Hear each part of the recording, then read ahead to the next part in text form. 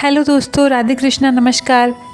कैसे हैं आप सब? उम्मीद करती हूँ आप सब लोग स्वस्थ होंगे, मस्त होंगे। दोस्तों, आप सभी को बसंत पंचमी की हार्दिक शुभकामनाएं और हैप्पी रिपब्लिक डे। दोस्तों, आप लोगों को पता है कि बसंत पंचमी और रिपब्लिक डे क्यों मनाया जाता है? अगर नहीं तो मैं आज आपको ये बताना चाहती हूँ।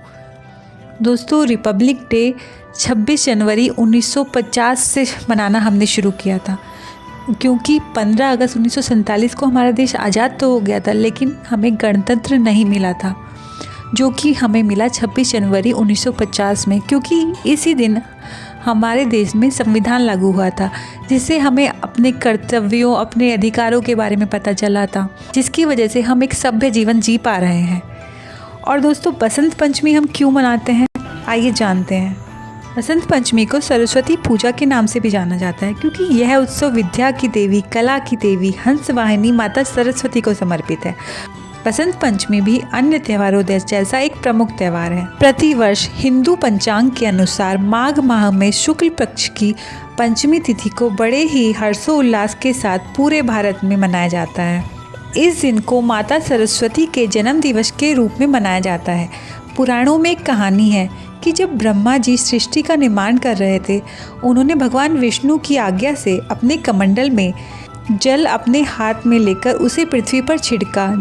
जब जल की बूंदें पृथ्वी पर पड़ी तो पृथ्वी में कंपन।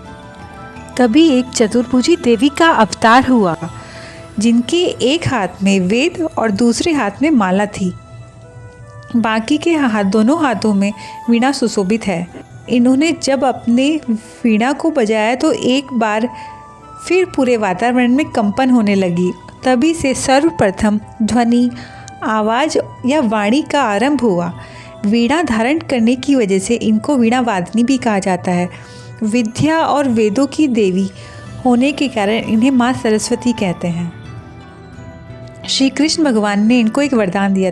पुराणों में वर्णित एक कथा के अनुसार देवी सरस्वती पर खुश होकर भगवान श्री कृष्ण ने उन्हें वरदान दिया था कि बसंत पंचमी को उनके जन्मोत्सव के दिन उनकी पूजा और आराधना की जाएगी। दोस्तों, कई राज्यों में बच्चों के विद्या आरंभ पर्व के रूप में भी बसंत पंचमी को मनाया जाता है। बसंत पंचमी के शुभ अवसर पर मुख्य रूप से माता बहनों को पीले रंग के कपड़े पहनने चाहिए। वहीं पुरुषों को पीले रंग की पगड़ी धारण करने का भी शुभ माना जाता है। हिंदू धर्म में पीला रंग विशेष महत्व है। किसी भी शुभ कार्य में उपयोग होने वाले सभी पत्रिका में पीले रंग की हल्दी लगाना अति शुभ माना जाता है। पीला रंग सुख, समृद्धि, ऊर्जा का प्रतीक माना जाता है। वहीं पीले रंग को बसंती रंग के नाम से भी जाना जाता है, क्योंकि सभी मौसमों में बसंत ऋतु सबसे मनचाहा पसंदीदा मौसम है। इस मौसम में फसल लहराना शुरू हो जाती है।